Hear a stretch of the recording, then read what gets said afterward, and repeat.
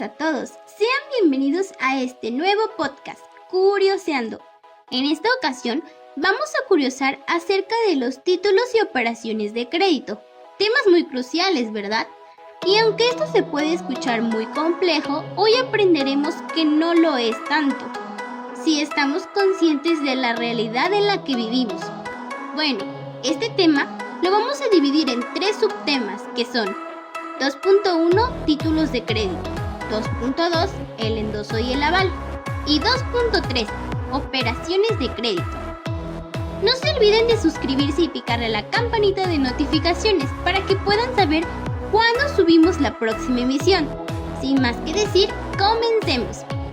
Primeramente presentaremos a nuestras queridas expertas. Y comienzo contigo, Rosa. ¿Cómo estás? Muy bien, Sheila. Emocionada de poder compartir con todos ustedes este espacio dedicado al aprendizaje y la reflexión. ¡Qué gusto que estés aquí! ¡Bienvenida! Continuamos con Marbella. ¿Estás lista para esta edición?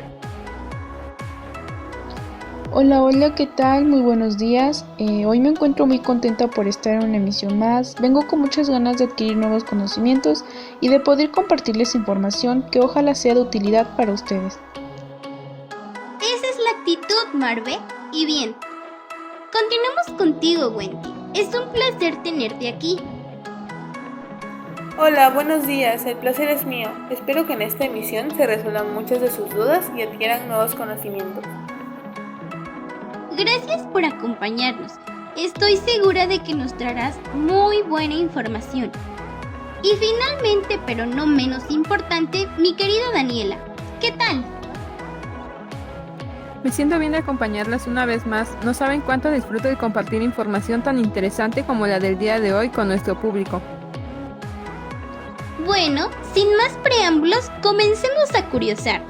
Para empezar, debemos saber qué son los títulos de crédito y sus principales características.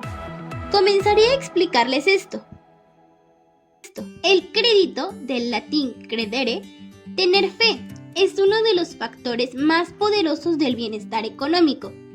Favorece la circulación de la riqueza y la reproducción de las capitales, aumenta el trabajo y el ahorro, y contribuye todavía al incremento de los principios de moralidad y fraternidad.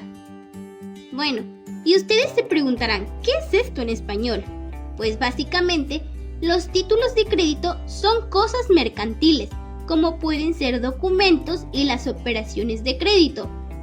Son los actos de comercio. Esto es a grandes rasgos. A continuación, ahondaremos más en el tema. Bien dicho, Sheila, pero considero importante que mencionemos que la Ley General de Títulos y Operaciones de Crédito nos dice que son títulos de crédito los documentos necesarios para ejercitar el derecho literal que en ellos se consigna, para que lo tengan como referencia. Genial, chicas, para complementar esto, la relación jurídica que se deriva de una operación de crédito, como también en general el derecho de crédito, o sea, la relación entre acreedor y deudor, puede exteriorizarse y revestir de forma sensible en un documento, el cual toma el nombre de título de crédito, si bien en sentido estricto, título de crédito sea tan solo aquel que se relaciona con una operación de crédito. Cuando nosotros realizamos una compra, pero no tenemos la liquidez para pagar, optamos por tomar un crédito y nuestro acreedor podría darnos la opción de firmar un documento, como lo puede ser un pagaré, y dicho documento crea una relación entre ambos. ¿Cuánta razón tienen? Creo que ahora nos queda más claro. Gracias. Prosigamos con esto, Dani. Los títulos de crédito representan la mejor contribución del derecho mercantil a la economía moderna.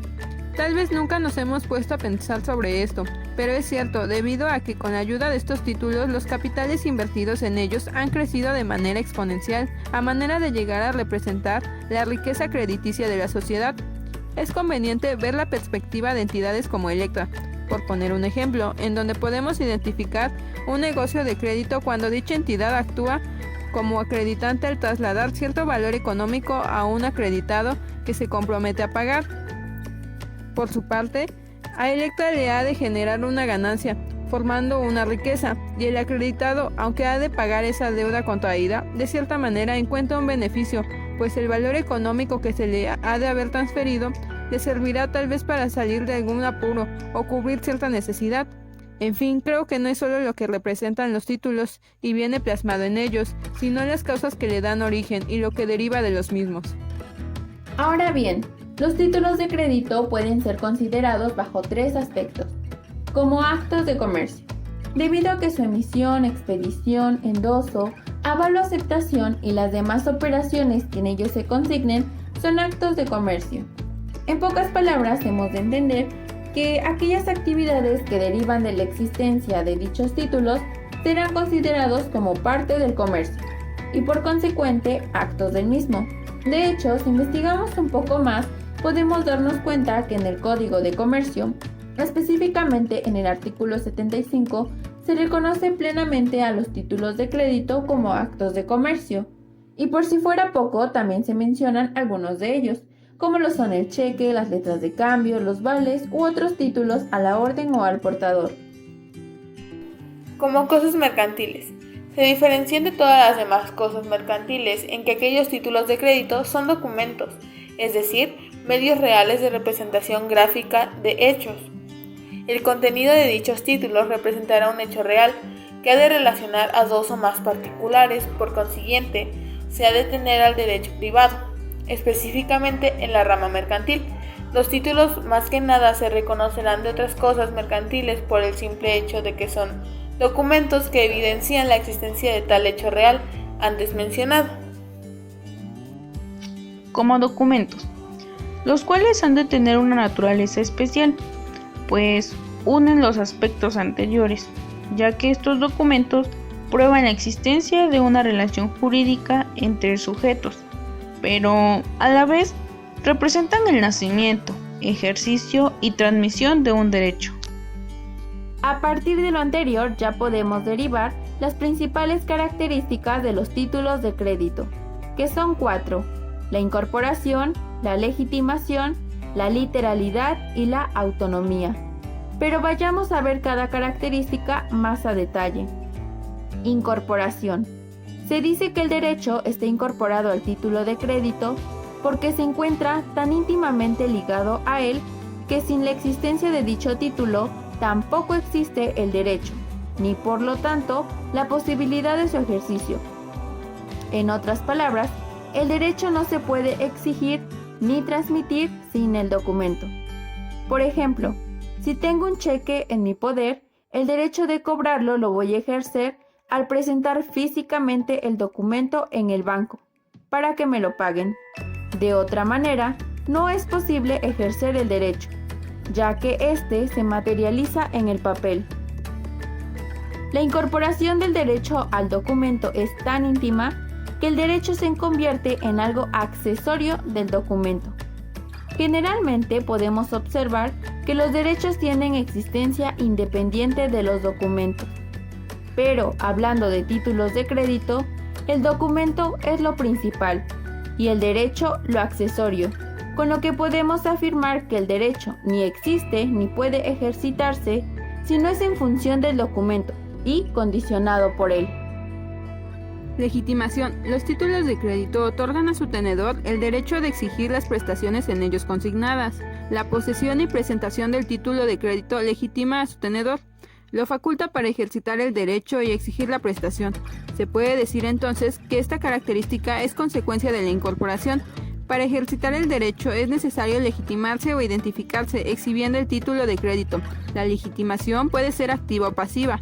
La legitimación consiste en que el deudor obligado en el título de crédito cumple su obligación y por tanto se libera de ella pagando a quien aparezca como titular del documento.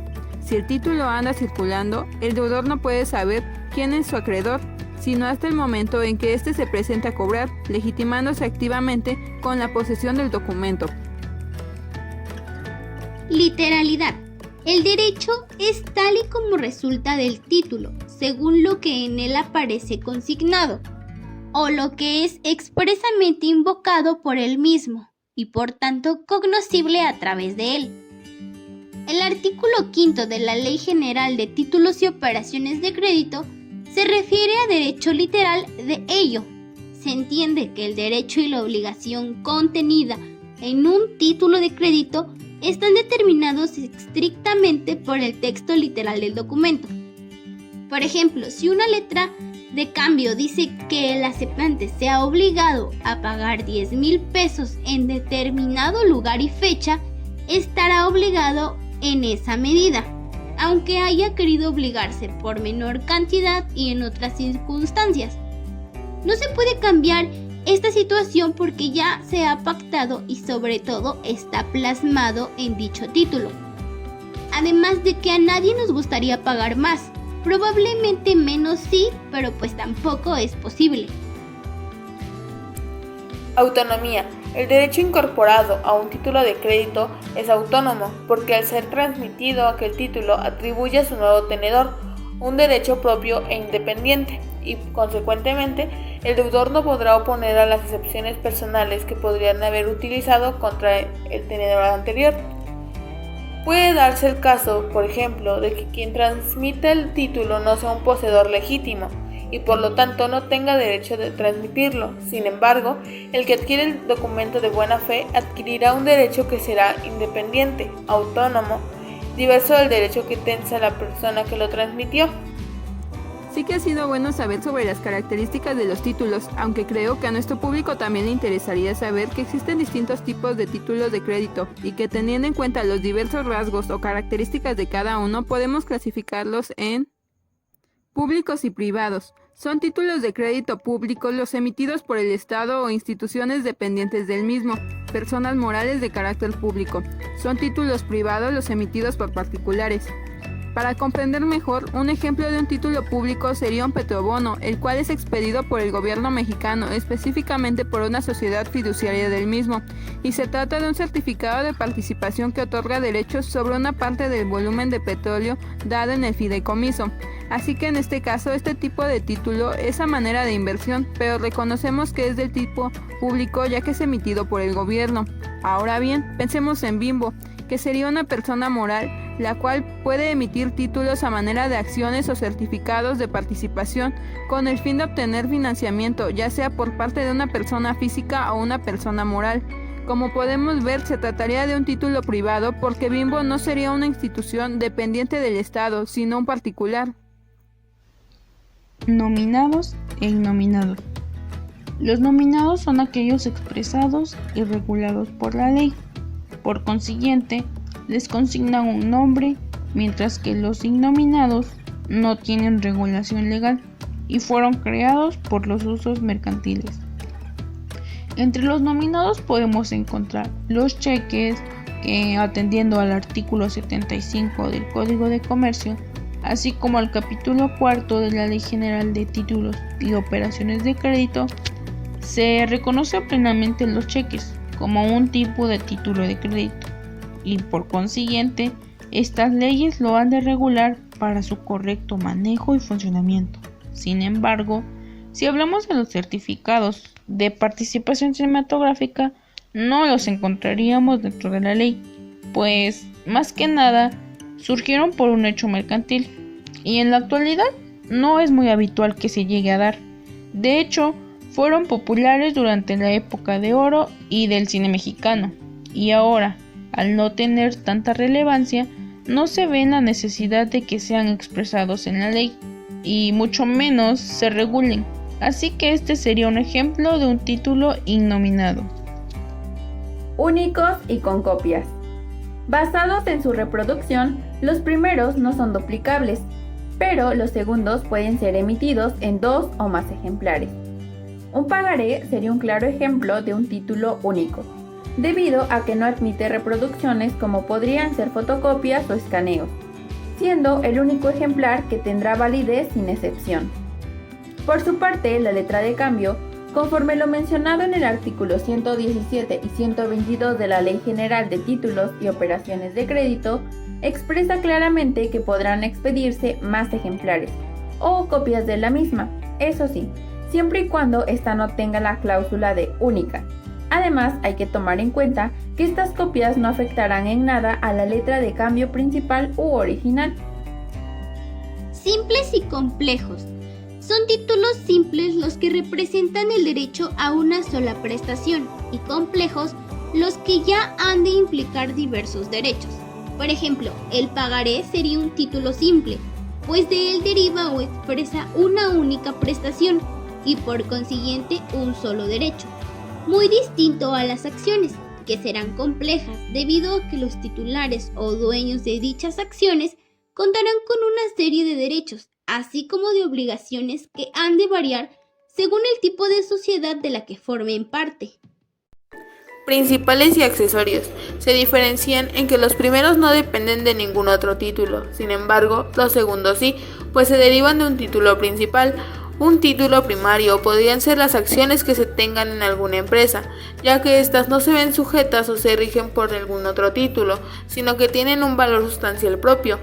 Aunque si hablamos de cupones o bonos, necesariamente tendrían que existir acciones, las cuales los amparan, y de quienes se derivan dichos cupones, pues estos harían referencia exclusivamente al título original, que vendrían siendo las acciones, y para ello se necesitaría identificarlos bien mediante el número de serie y los datos de las acciones a las cuales se vinculan o son accesorios. Además, es importante mencionar que la entrega de cupones únicamente se podrá llevar a cabo por el legítimo propietario del título o su representante legal. Completos e incompletos. Podemos identificar que en los completos el derecho ha de aparecer íntegramente en el documento, pero los incompletos han de apoyarse de otro documento para conocer todo el contenido del derecho. El pagaré es un título completo, pues dentro de él mismo viene toda la información necesaria y relacionada sobre el derecho que representa. Quién es el acreedor original, el deudor, el aval, la cantidad de dinero que representa el pagaré, las fechas o plazos que se tienen, los endosos, entre otros datos. Pero todo aparece en el mismo título. En cambio, las acciones se consideran títulos incompletos, ya que necesitan de otros documentos para conocer de manera certera a qué derecho se hace referencia y su total contenido. Por ejemplo, se podría necesitar del acta constitutiva de la sociedad de donde provienen las acciones, esto con el fin de saber bajo qué término se constituyó y los derechos así como obligaciones que se adquieren por ser accionista. Otra clasificación serían los individuales y seriales. Los primeros o singulares son emitidos en base a una operación de una persona concreta, mientras que los seriales o en masa, como lo dice su nombre, constituyen una serie naciendo de una declaración de voluntad de una pluralidad indeterminada de personas. El cheque, por ejemplo, viene siendo un individual, pues representan una operación y se emiten en favor a una sola persona. Por ejemplo, la compra de material o mercancía se vería reflejado con el pago que se haría a los proveedores mediante un cheque. En el caso de las acciones, suelen ser emitidas en serie por las empresas, así que hemos de entender que existen varias acciones las cuales pueden ser adquiridas por distintas personas. Y ya sea la cantidad de acciones de las que disponga cada uno será su participación dentro de la empresa.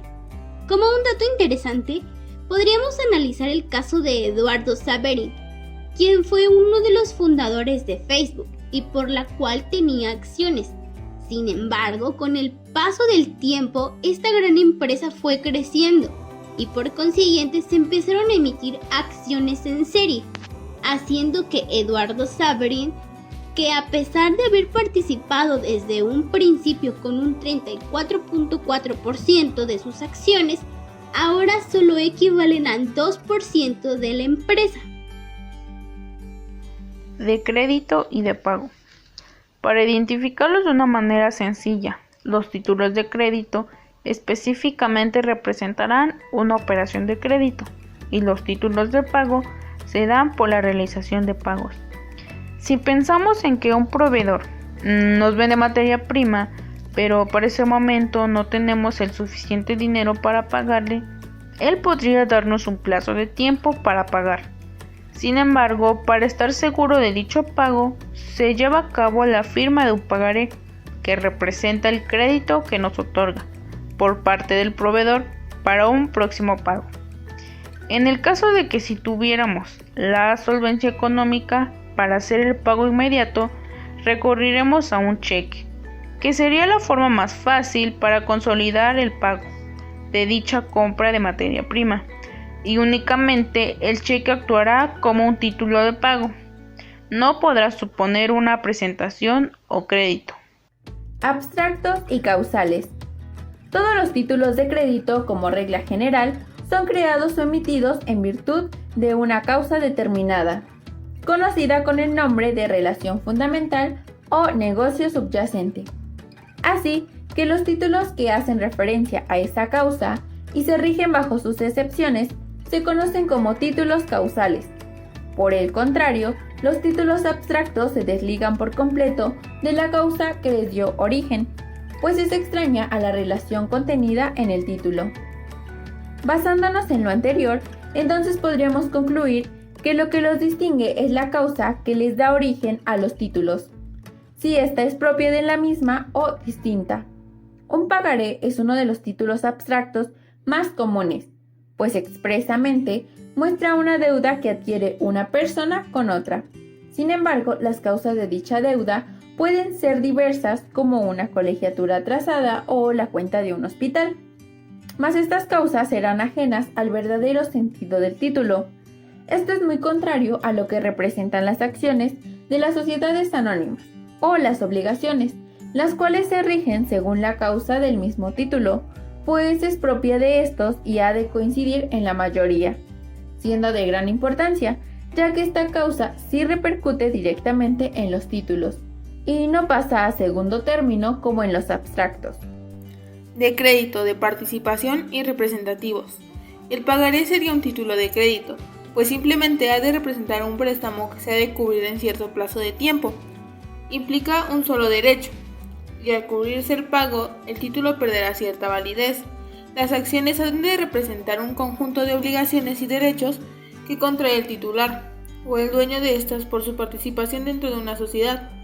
Los certificados de depósito, por su parte, son representativos, ya que mediante ellos se obtiene el derecho de disponer sobre la mercancía que ampara el título, y a la vez exigir la entrega de las mercancías o su valor equivalente. Los títulos de crédito son aquellos que representan un derecho sobre prestaciones de dinero, y los de participación han de representar un conjunto de derechos diversos que se adquieren mostrando una compleja situación jurídica. Por su parte, los representativos consignan el derecho a la entrega de mercancías determinadas o determinados derechos sobre ellas. Nominativos a la orden y al portador. Este tipo de clasificación se basa en la forma de circulación del título. Son nominativos los títulos expedidos a favor de una persona determinada y cuya transmisión no es perfecta sino hasta quedar registrada en los libros del deudor. Los a la orden son parecidos a los normativos, con la diferencia de que estos no han de necesitar estar registrados, sino que el tenedor será quien aparezca como beneficiario originalmente o a quien se endose, además de que ha de necesitar que aparezca la leyenda a la orden de. Por último, están los que son al portador. Como su nombre lo dice, se considerará tenedor legítimos a quien posea el título, para lo cual deberá de contener la leyenda al portador. Sin embargo, este tipo de títulos ya no suelen circular demasiado por cuestiones de seguridad, así que no es muy común verlos. Podemos ver claramente estas tres formas de título en lo que es el cheque. Ahora, Wendy, no sé si tú puedas hablarnos un poco sobre el cheque, el pagaré y la letra de cambio. Claro que sí, la mayoría de las personas conocen estos títulos de crédito, ya que son los más comunes en la sociedad en general. Pero en este apartado trataremos más a fondo todos ellos, comenzando por la letra de cambio. La letra de cambio debe contener 1. La mención de ser letra de cambio, inserta en el texto del documento. 2. La expresión del lugar y del día, mes y año en que se suscribe. 3. La orden incondicional al girado de pagar una suma determinada de dinero. 4. El nombre del girado. 5. El lugar y la época de pago. 6. El nombre de la persona a quien ha de hacerse el pago. Y 7. La firma del girador o de la persona que se suscriba a su ruego o en su nombre. La letra de cambio es un documento por el cual una persona denominada girador realiza dicho documento incondicional a otra persona, denominada el girado, para que éste, al término del plazo estipulado, pague dicha cantidad de dinero a una persona que será la beneficiaria del mismo. Daremos un ejemplo para que quede más claro. ¿Me podrías apoyar? Por supuesto. Supongamos que la familia de Marbella tiene un negocio de manufactura. Después de unos años, ahora ella es la dueña y se da cuenta que necesita más material para seguir vendiendo y que su empresa siga creciendo, por lo que decide ir con su principal proveedor y le menciona la cantidad de material que necesita para sacar la producción deseada. Dicho proveedor estipula que en un plazo de 25 días debe pagar la cantidad del material que le va a vender. Marbella acepta y firma una letra de cambio, pero Marbella no entiende mucho de los pagos y documentos. Entonces decide que el contador de su empresa será el encargado de pagar la cantidad de dinero en el plazo establecido al proveedor. En la letra de cambio existen 3 elementos personales, siendo tales el girado. Es la persona a quien el girador dirige la orden incondicional de pagar una suma determinada de dinero al beneficiario, quien es quien recibirá el pago. Retomando lo dicho en el artículo 76 de la Ley de Títulos y Operaciones de Crédito, explicaremos algunos requisitos estipulados en dicho artículo, comenzando por la mención de ser letra de cambio. La mención letra de cambio no puede sustituirse por ninguna otra expresión equivalente. Se dice que no se puede cambiar dicha leyenda porque la Ley de Títulos y Operaciones de Crédito así lo quiere, porque si es que dicha expresión llegara a ser modificada o no estuviera en el documento, este no tendría ninguna validez y por lógica tampoco podría dar lugar a una obligación.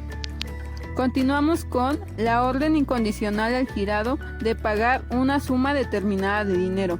Para algunos es la parte fundamental de una letra de cambio. Es la que distingue a este título de cualquier otra que pueda asemejársele. La orden de pago, dice la ley, debe ser incondicional. No puede sujetarse a condición alguna ni a contraprestación por parte del girado. Si una letra de cambio tiene ciertas condiciones en cuanto al pago de la misma, esta quedaría nula de inmediato, debido a que este tipo de condiciones no son requisitos de este documento, por lo que el mismo no podría dar lugar a la obligación de cubrir monetariamente. Ya quedando un poco más claro este título de crédito, cabe mencionar que actualmente no es muy utilizado, debido a que en este no es posible aplicar algún tipo de interés sobre la cantidad estipulada en él, lo que nos da paso a hablar sobre el pagaré. El pagaré debe contener 1. La mención de ser pagaré inserta en el texto del documento.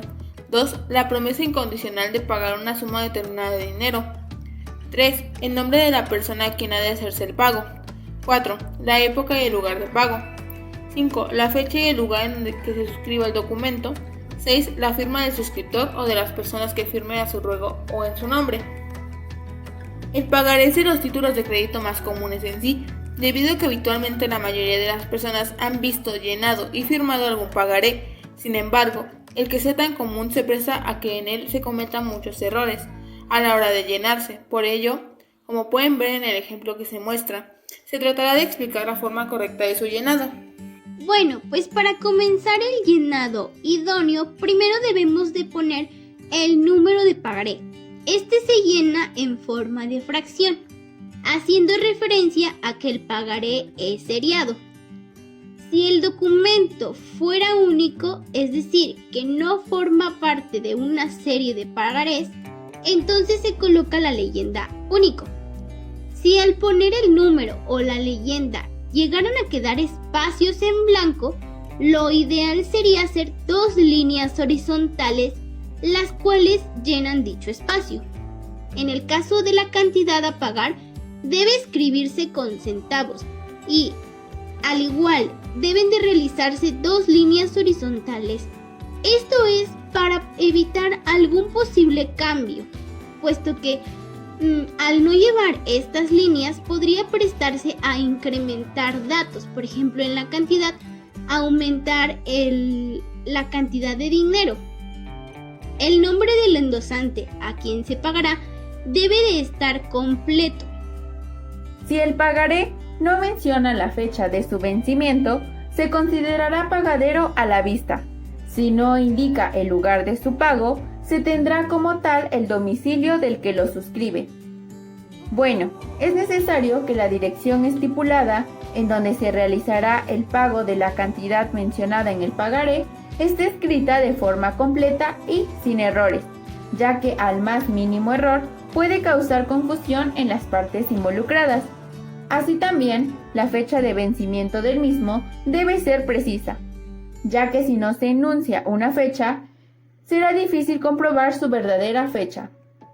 Los datos del deudor deben ser llenados conforme a su INE, para evitar errores en el domicilio o cualquier otro dato que traiga el pagaré, y lo mismo sucede con los datos de los avales. Y bien, ¿alguna de ustedes nos podría explicar qué es un pagaré domiciliado? El pagaré domiciliado debe ser presentado para su pago a la persona indicada como domiciliatario y a falta de domiciliatario designado al suscriptor mismo, en el lugar señalado como domicilio. En términos comunes, un pagaré domiciliado es un tipo de pagaré en donde el pago de la cantidad estipulada en el pagaré se le hará a un tercero y no a quien prestó el dinero. Este documento se debe presentar al momento del pago. Por ejemplo, yo firmé un pagaré, pero la persona que me prestó dicha cantidad de dinero decide que debo pagarle a su representante legal o, en su caso, al domiciliatario. Perfecto, por último hablaremos del cheque. El cheque debe contener 1. La mención de ser cheque inserta en el texto del documento. 2. El lugar y la fecha en que se expide. 3. La orden incondicional de pagar una suma determinada de dinero. 4. El nombre del librado. 5. El lugar del pago. Y 6. La firma del librador. Como tal, el cheque no tiene un concepto en sí, debido a que la Ley General de Títulos y Operaciones de Crédito solo se limitó a dar a conocer cada uno de los requisitos que este documento debe contener, pero se puede definir como un tipo de documento, el cual da una orden escrita de pago a una persona. Esta orden es emitida por una institución, la cual debe tener una cuenta bancaria con fondos disponibles para poder realizar el cobro del mismo. El cheque, según la forma de su circulación, podrá ser cheque no negociable, cheque a la orden o cheque al portador. Bueno, el cheque no negociable es expedido para una persona y el nombre de la misma aparece en el documento. Este cheque no puede ser transmitido por endoso, debido a que el liberador así lo decidió. Por ejemplo, supongamos que yo decido expedir un cheque no negociable a Sheila. Entonces ella será la única persona capaz de cobrar ese cheque, debido a su circulación. Aunque existen algunas opciones para que un cheque no negociable pueda ser transmitido por endoso, siempre y cuando el endoso sea transmitido a una institución de crédito para su cobro, según el artículo 201 de la Ley General de Títulos y Operaciones de Crédito. El cheque a la orden es el expedido a favor de una persona determinada cuyo nombre se consigna en el texto mismo del documento y que puede transmitirse por endoso y entrega material del título. Como le explica Pina, este cheque es fácil de transmitir debido a que su circulación sí permite un endoso, lo que quiere decir que si mi compañera Sheila posee un cheque a la orden y ella no puede ir a cobrar dicho cheque, puede pedirle a mi compañera Wendy que lo cobre por ella. En la parte trasera del cheque se realizará un endoso y Sheila le entregará el cheque a Wendy para que ella pueda cobrarlo sin ningún problema.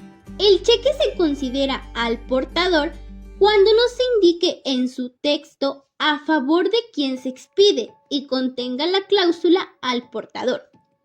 Cuando se expida a favor de una persona determinada y además contenga la cláusula al portador. Y cuando no se indique a favor de quien se expide y contenga la cláusula al portador. Este tipo de cheques, como lo podemos ver, es muy fácil de entender, debido a que cualquier persona que posea el documento puede realizar el cobro del mismo. Lo malo de este cheque es que en ocasiones las personas que tienen un cheque de esta circulación llegan a perder el documento.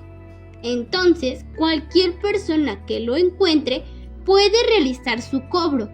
lo cual significará una pérdida para el principal dueño del documento.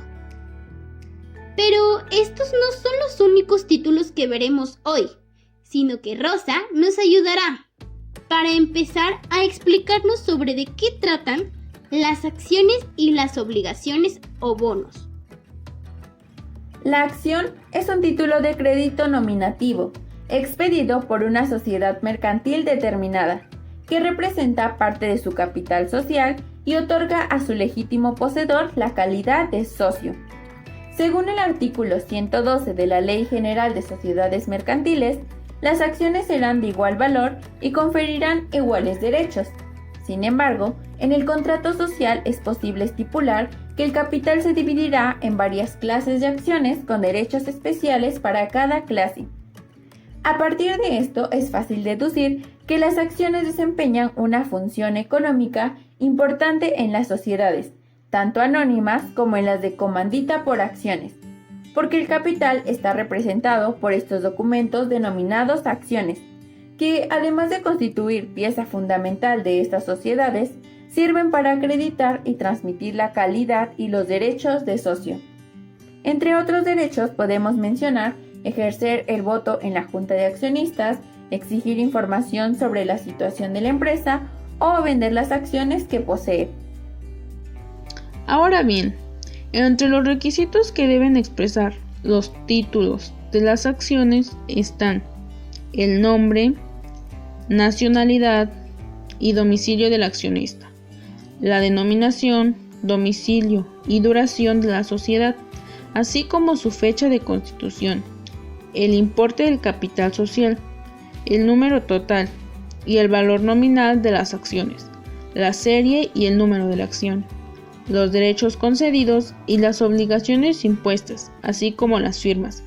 Recuerden que estos requisitos no son los únicos, así que los invito a que lean el artículo 125 de la Ley General de Sociedades Mercantiles, en donde los podrán encontrar completos.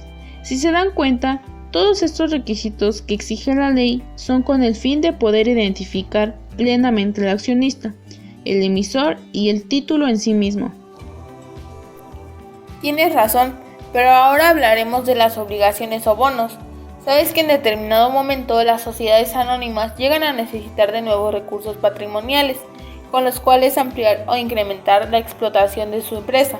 Para ello, la sociedad puede allegarse de nuevos recursos económicos mediante la emisión de obligaciones o bonos y con ello obtener un crédito que le permita hacer frente a sus necesidades. Las obligaciones o bonos, según se desprende del artículo 208 de la Ley de Títulos y Operaciones de Crédito, son títulos de crédito que representan la participación individual de sus tenedores en un crédito colectivo, constituido a cargo de una sociedad emisora. Se habla del crédito colectivo porque el crédito se encuentra dividido en partes, cada una de las cuales puede ser suscrita por una persona distinta. Esto quiere decir que el crédito está fraccionado y la obligación constituye precisamente una parte del mismo, cuyos titulares pueden ser personas diferentes. Por ejemplo, cuando un grupo de personas solicita un crédito a una institución financiera, cada uno con cantidades distintas, y cada quien será responsable de su parte, pero como tal, el préstamo fue solicitado en colectivo. Las obligaciones son siempre nominativas, atestiguan un crédito contra la sociedad y, a diferencia de las acciones, no confieren ningún derecho social ni atribuyen la participación en la gestión de la sociedad. Y lo más interesante de estas es que deben pagarse íntegramente antes de cualquier reparto de capital entre los socios. En fin, podemos decir que el accionista es un socio, mientras que el obligacionista es un acreedor de la sociedad anónima. Las obligaciones, de acuerdo con el artículo 210 de la Ley General de Títulos y Operaciones de Crédito, deben contener determinados requisitos y menciones que a continuación vamos a analizar.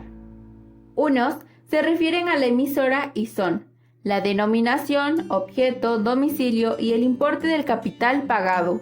Otros se refieren a la emisión misma y son el importe de la emisión, número y valor nominal de las obligaciones emitidas, el tipo de interés pactado, el término señalado para el pago del interés y del capital, los plazos, condiciones, lugar y manera en que la obligación ha de ser amortizada, así como lugar y fecha de emisión.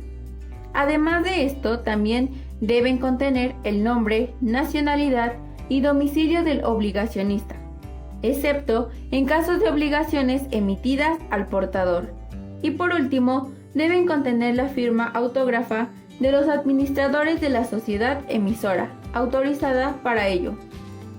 El siguiente subtema corresponde a algo que me parece muy interesante de compartir, pues muchas veces sucede que algún familiar de favor nos pide que seamos un aval. Apuesto que muchos habían escuchado este término, pero es un tema muy serio que deben de conocer a fondo, ya que es una gran responsabilidad y básicamente es ahogarse uno mismo en situaciones complicadas y que nos pueden traer muchos dolores de cabeza. Claro, Shay, porque mediante el aval se garantiza en todo o en parte el pago de la letra de cambio. El aval es la persona que va a asumir la responsabilidad de pagar la deuda en caso de que el deudor principal no lo haga. Y de no ser así, seremos nosotros quienes pagaremos la totalidad de ella, sin excusa alguna, y más que nada porque hay un documento de por medio, donde está plasmada nuestra firma de conformidad. Podemos observar que este término es muy común, pues muchas instituciones que otorgan créditos lo solicitan. Esto porque estas mismas nunca quieren perder y buscan aprovecharse de la necesidad en diversos casos. El aval debe constar en la letra o en hoja que se le adhiera. Se expresará con la fórmula por aval u otro equivalente y debe llevar la firma de quien lo presta. La sola firma puesta en la letra, cuando no se le pueda atribuir otro significado, se tendrá como aval. Como ya mencionaste, los avales son prácticamente indispensables y se deben plasmar en el documento que se esté ejecutando y debe contener sus datos bien y correctos. Y ojo aquí con lo que dices, los datos de los avales deben ser correctos, puesto que si un dato está mal podría ser causante de pretexto, por decirlo, para evadir esta responsabilidad. También yo les podría decir que jamás acepten ser avales de nadie, aunque sean personas muy cercanas, pues es una gran responsabilidad y no obtienes nada a cambio, sino todo lo contrario. Bueno, creo que esto es un consejo muy bueno, pero es complejo, puesto que como mencionaron, básicamente en cualquier lugar los piden, y pues a veces, por ser empáticos, aceptamos. Lo menciono porque una tía mía vive en la Ciudad de México, entonces ella renta, y le pidieron un aval en su contrato, y otra tía aceptó, esto puesto que si no, no podría vivir ahí. Tienes razón. Yo he conocido personas que han sido avales muchísimas veces. Algunas terminan bien y otras pésimo. La realidad es que siempre van a existir, solo que debemos fijarnos bien en quién nos los pide. Y en conclusión, yo diría que si les es posible, nunca acepten esta responsabilidad. Y si lo hacen, asegúrense de que sea una persona que tenga la capacidad de solventar esa deuda, ya que muchas veces hacemos ese favor por ver la necesidad o la urgencia que tiene esa persona por conseguir ese recurso monetario. O de igual forma lo hacemos porque en un futuro será un favor que tal vez podemos necesitar. Exacto, amigos, solo tengan cuidado. Y en lo que respecta al endoso, se puede decir que la transferencia de los títulos a la orden se hace mediante endoso, o sea, por medio de una declaración hecha sobre el título, fechada y suscrita por el poseedor, endosante, y la entrega del título al endosatario. Al endosar un documento, nos referimos a ceder, ya sea de forma total o parcial, el poder sobre un título de crédito, es decir, un documento o bien una deuda, como por ejemplo un cheque o un pagaré, que son los más comunes. O sea que endosar es como relacionar dichos títulos de crédito para asegurar el pago de la deuda. De todos modos, hagas en una u otra forma el endoso, siempre transfiere al endosatario el derecho al que se le satisfaga la obligación, sin que el deudor se pueda oponer al endosatario excepciones personales. Exactamente esto lo podemos ver en muchas partes, incluso en las prácticas más informales, como en los pueblos, que antes las personas prestaban dinero, pero no esperaban nada a cambio. Sin embargo, las personas no solían pagar o cumplir con su palabra. Así que me parece algo injusto, puesto que cuando tú prestas o ofreces un crédito lo haces de la mejor manera, y que no te paguen no es algo digno de las personas a quien se les ayudó. Así que veo esto como una buena forma de hacer responsables y respetuosas a las personas. Muchas gracias por complementar este tema y su definición. Ahora bien, también hay diversos tipos de endoso, y es bueno que sepan cuáles son. Escuchemos lo que tiene por decirnos Marbella. Claro, es importante conocer los 3 tipos de endoso que la Ley de Títulos y Operaciones de Crédito establece, los cuales podemos emplear ante alguna situación de la vida cotidiana. Eso sí, tomando en cuenta las circunstancias en las que nos encontremos, y dependiendo a ello, usaremos el que mejor nos convenga. Es fácil de comprender en qué consiste cada uno, así que comencemos. El endoso en propiedad. Transfiere la propiedad del título y todos los derechos al inherentes. El endoso en propiedad no obligará solidariamente al endosante, sino en los casos en que la ley establezca la solidaridad. Como ya lo había mencionado Sheila, es la transmisión de un título de crédito, cheque, pagaré o letra de cambio, de forma total o parcial hacia un tercero, el cual pasa a ser el nuevo titular de dicho documento.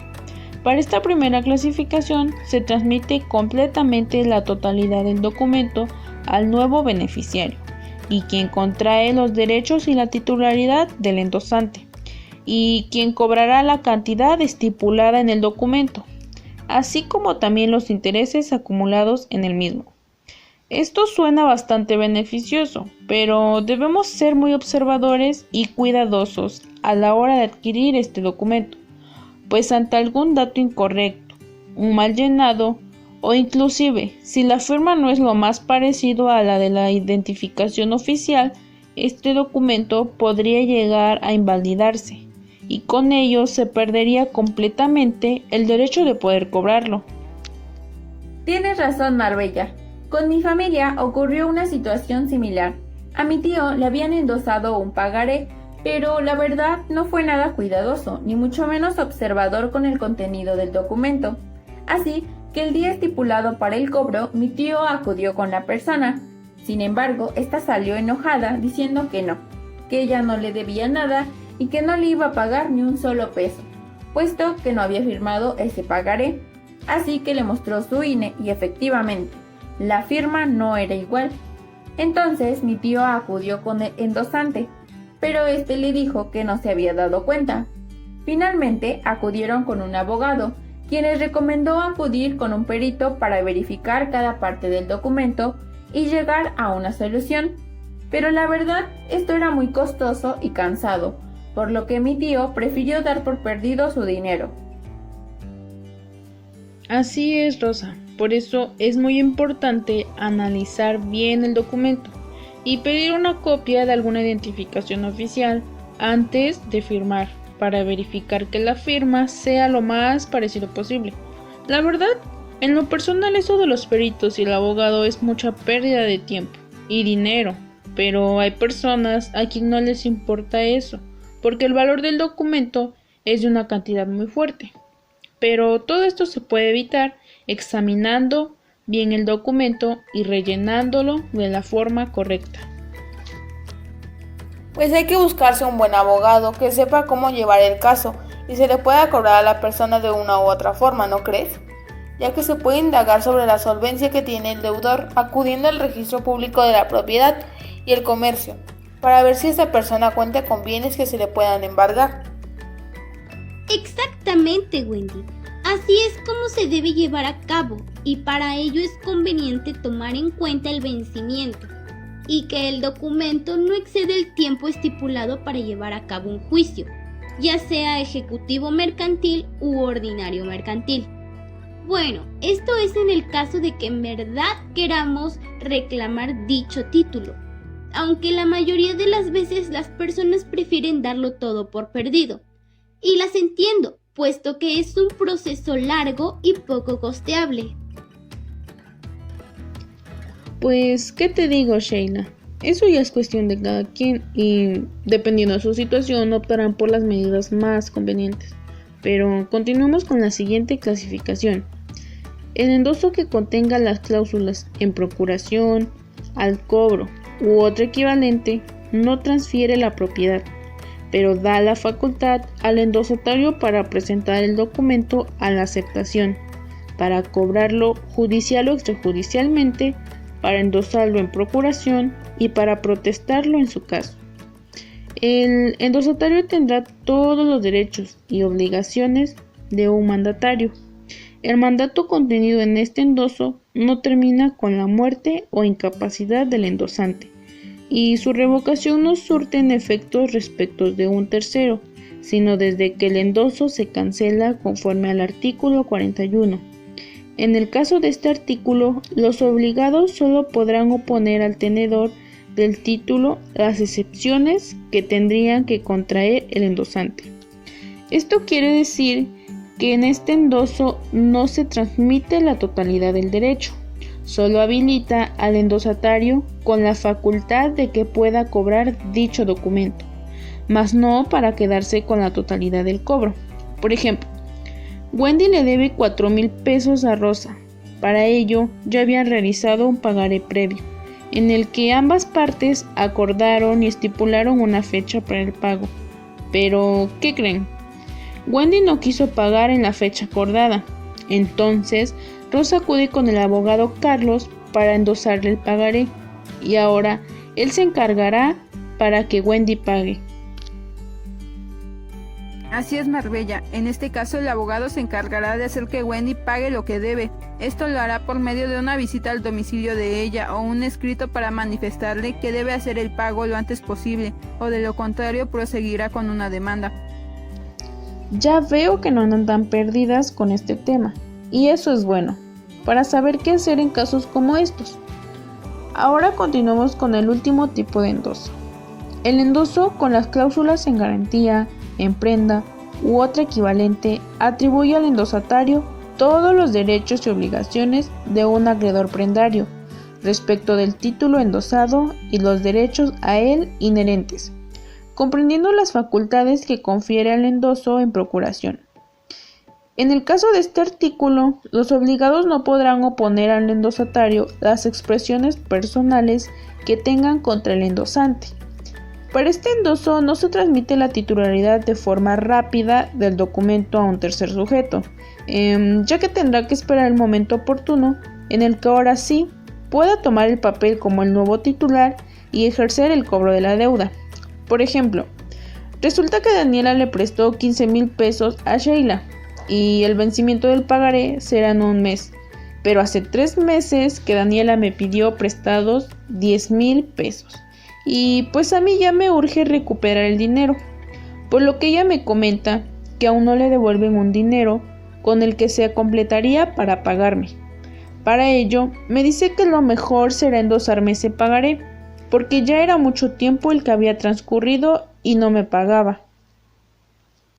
Esto es similar a lo que ocurre en las casas de empeño, cuando llevamos alguna joya de oro o un artefacto de valor y por él nos dan una determinada cantidad, y si no la devolvemos en una fecha estipulada, la casa de empeño se convierte en el nuevo dueño del objeto.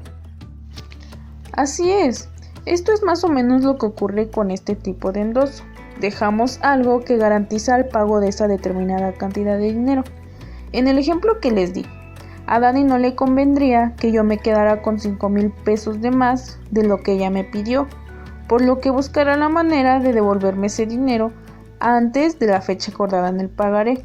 De lo contrario, yo pasaría a cobrar la cantidad de 15,000 pesos. Bueno, ya que nos ha quedado claro este tema, continuemos con los famosos avales, puesto que juegan un papel muy importante al asumir una responsabilidad cuando la otra persona no puede pagar la deuda que adquirió. y uno como aval puede terminar endeudado. Por esto creo que es mejor quedar como el malo del cuento a pagar por una cantidad de dinero que no disfrutaste ni tuviste en tu poder. Los avales se clasifican de acuerdo al emisor y al producto financiero. Dentro de la primera clasificación encontramos los más comunes y son los personales. Es aquel donde una persona física o jurídica se compromete al pago de una determinada deuda, en caso de impago del deudor original. El avalista responde con todos sus bienes presentes y futuros, lo que conlleva a un riesgo importante para dicho sujeto. Es muy común en operaciones como créditos al consumo o financiación de empresas. Si se dan cuenta, estos son los más comunes y los podemos observar en nuestra vida cotidiana porque pueden ser personas con las que convivimos o que están más fácilmente a nuestro alcance para poder hacernos ese favor. Dime, Wendy, ¿qué opinas sobre los avales? En lo personal, sí le haría ese favor a un familiar muy pero muy cercano. Por ejemplo, mi mamá, mi papá, mi hermano o mi hermana. Más que nada con ellos, que son personas que conozco ya de bastante tiempo y sé que tienen la solvencia o los medios necesarios para pagar una deuda y que por lo tanto no serían capaces de quedar mal. Yo creo que también sería aval de mis amigos muy cercanos y que sepa que son responsables, ya que el ser aval de cualquier persona puede terminar muy mal. Yo definitivamente no aceptaría ser aval de nadie. ¿Para qué echarme problemas de los que después me estaré arrepintiendo? Si tengo la oportunidad de conocer y confiar en la persona de la cual quedaré como aval, tal vez se aceptaría, pero es algo de pensarse muy bien, ya que en estos tiempos no sabes cómo son tus conocidos. Pues sí, eso ya queda a criterio de cada quien, pero como dices, eso pasa y hasta en las mejores familias. La verdad nunca terminamos de conocer bien a nuestros familiares y pueden llegar a ser lo que jamás nos imaginamos. Te lo digo por experiencia. No me sucedió como tal a mí, pero sí a mi mamá. Ella quedó como aval de una tía y a pesar de que sí tenía las posibilidades de pagar el dinero que había pedido prestado, no lo quiso pagar. Por supuesto, pero ahora continuemos. El aval bancario. El banco actúa como avalista, garantizando el cumplimiento de la obligación que contrae un cliente frente a un tercero. Como su nombre lo indica, aquí entra lo que es una institución bancaria, quien queda al frente y responderá por la deuda de la persona en caso de su incumplimiento. Y ahora veamos cuáles corresponden a los productos financieros. Aval económico. En este tipo de contrato de aval, el sujeto avalista se compromete a realizar un determinado pago aplazado. Se puede subdividir en comercial o financiero. Son conceptos muy fáciles de comprender, pues como su nombre lo indica, él se comprometerá a pagar una cantidad monetaria en un plazo determinado, en caso de que el deudor principal incumpla con su deuda. Finalmente se encuentran los avales técnicos. En este caso, el aval cumple los incumplimientos no económicos, tales como efectuar una obra o reparación o prestar un servicio determinado. Se utiliza principalmente en concursos públicos y otros procedimientos administrativos similares. Como su nombre lo indica, este aval no se encargará de pagar en forma monetaria, sino que será la persona que asumirá los compromisos que se deriven de la obligación misma que tendrá el tenedor principal. La operación de crédito es pues un negocio jurídico por el cual el acreedor transfiere un valor económico al deudor y éste se compromete a reintegrarlo en el plazo convenido. A la prestación presente del acreditante debe corresponder la contrapartida, prestación futura del acreditado. Esto va de la mano con lo antes visto, pues una operación de crédito no será más que el proceso por el cual una persona ha de concebir un préstamo a otra, quien se compromete a pagar la deuda adquirida.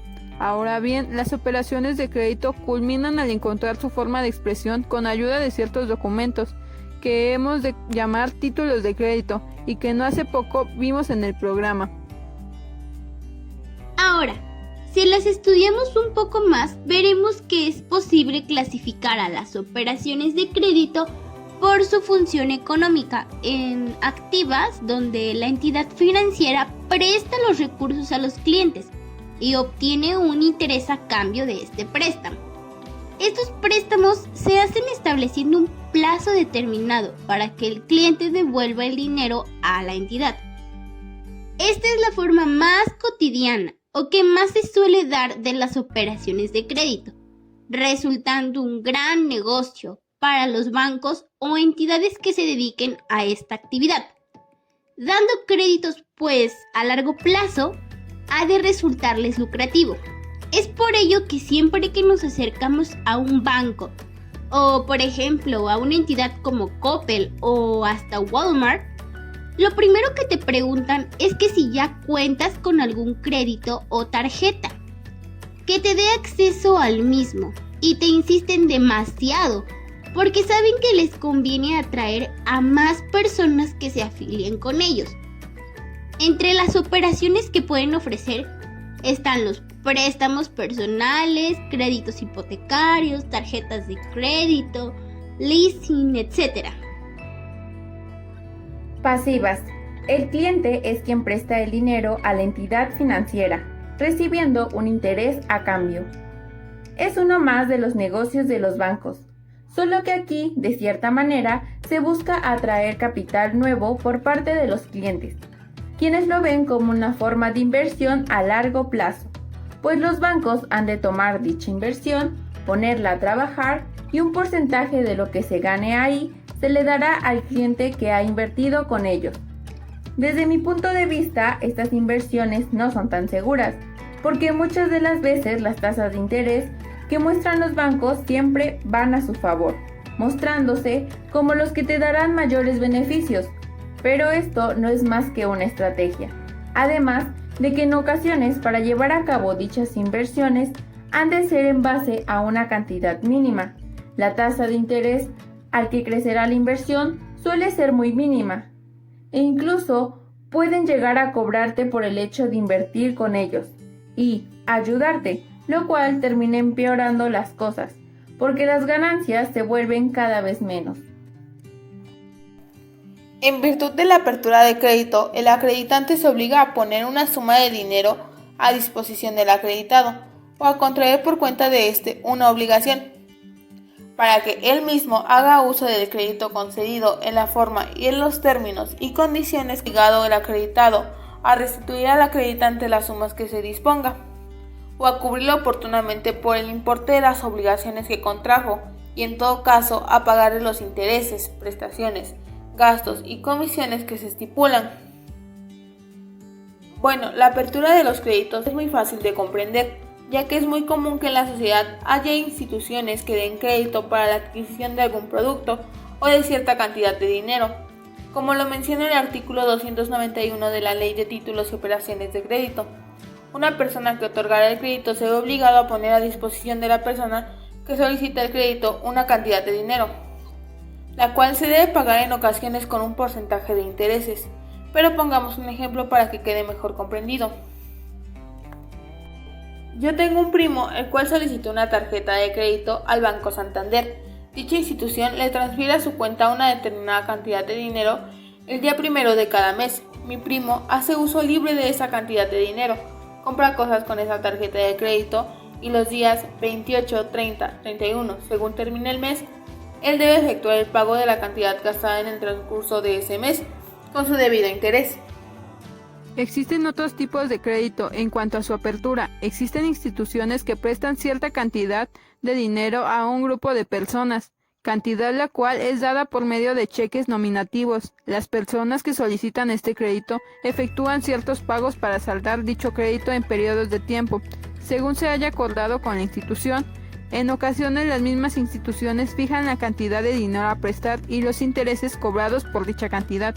Si las partes fijaron límite al importe de crédito, se entenderá, salvo pacto en contrario, que en él quedan comprendidos los intereses, comisiones, gastos que deba cubrir el acreditado.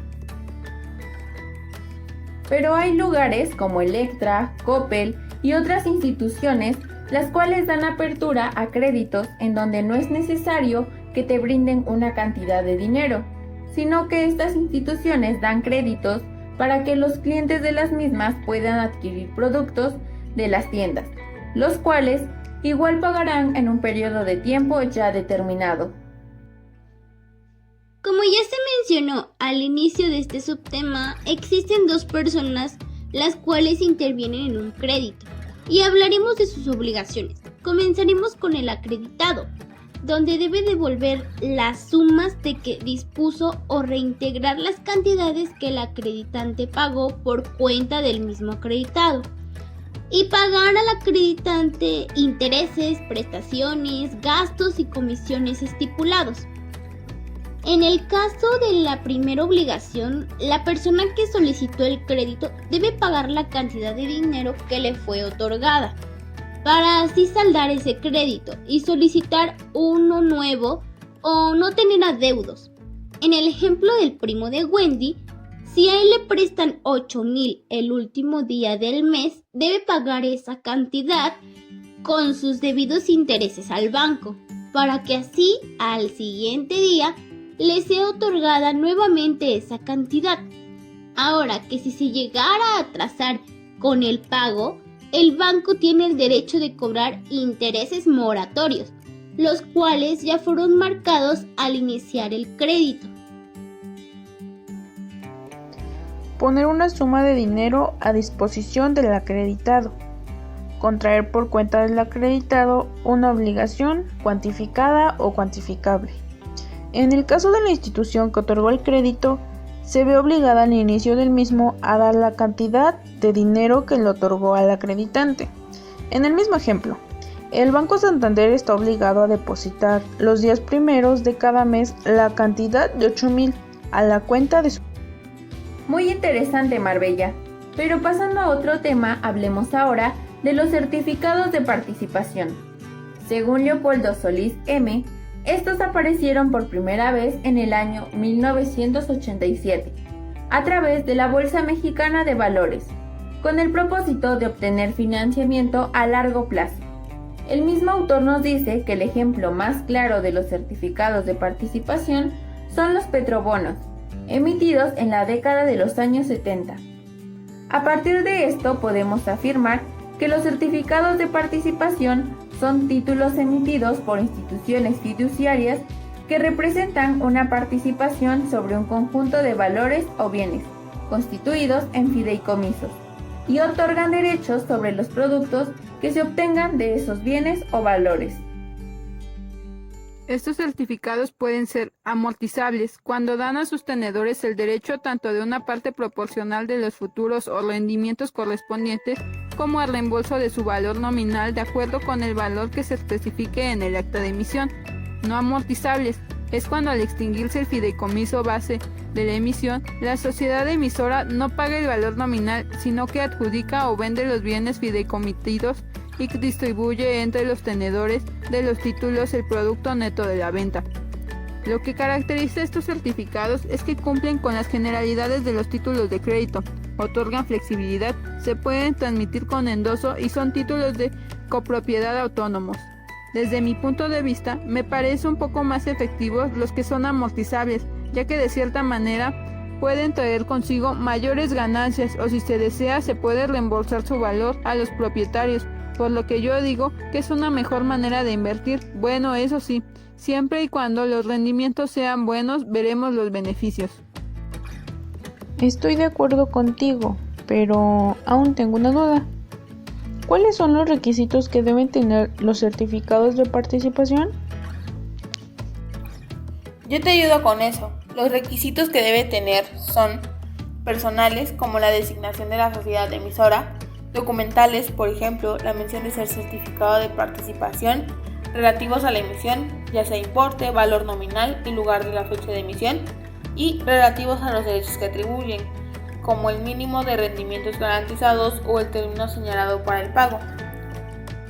Continuando con los temas, tenemos el descuento de documentos, que se ha definido como un contrato de apertura de crédito en el que el acreditante, descontante o descontador pone una suma de dinero a disposición del acreditado, descontatario, a cambio de la transmisión de un crédito de vencimiento posterior. Estos descuentos son un contrato en el cual el descontante se obligará a conceder títulos de crédito al descontatario, a cambio de efectivo. Esto puede ser por diversos factores, por ejemplo, que no tenga liquidez para realizar otras operaciones. Pero claro, este descontatario le cobrará intereses por esta acción. Esta es una acción muy útil para cualquiera que necesite de efectivo, pero trae consecuencias y es todo un proceso. Existen diversas características, obligaciones y consecuencias. Como todo, será cosa de que el cliente pague su crédito. Pero podrían preguntarse, ¿por qué es que existe? Básicamente porque es una forma de otorgar a una empresa que tiene un crédito en dinero. Generalmente son las instituciones bancarias las que hacen esto, o mejor dicho, cuentan con esta opción. Incluso hay empresas que lo hacen de manera internacional, pero esto va más enfocado en las empresas que venden al extranjero. Descuento cambiario. Se conoce con este nombre el descuento de créditos que están representados por títulos de crédito, principalmente por letras de cambio o pagarés.